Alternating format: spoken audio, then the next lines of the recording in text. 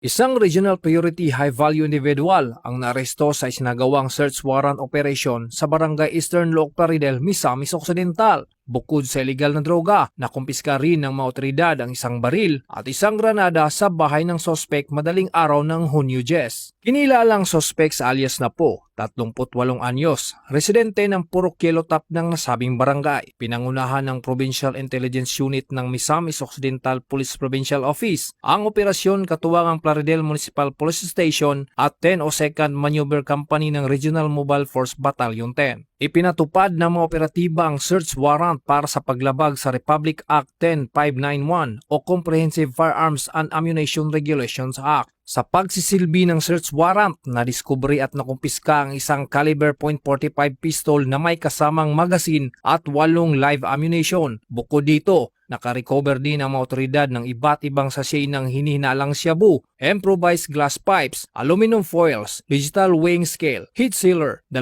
cellular phones at isang hand grenade. Ayon sa pulisya, umabot humigit kumulang 55.2 na gramo ang kabuuang timbang ng mga nakumpiskang hinihinalang shabu na may tinatayang standard drug price na mahigit 375,000 pesos. Kasalukuyang nasa kustodiya ng pulisya ang sospek habang inihanda ang pagsasampa ng mga kasong paglabag sa Republic Act 9165 o Comprehensive Dangerous Drugs Act of 2002, Republic Act 10591 at iba pang kaukulang batas. Ito ang bagong PNP para sa bagong Pilipinas, serbisyong mabilis, tapat at nararamdaman.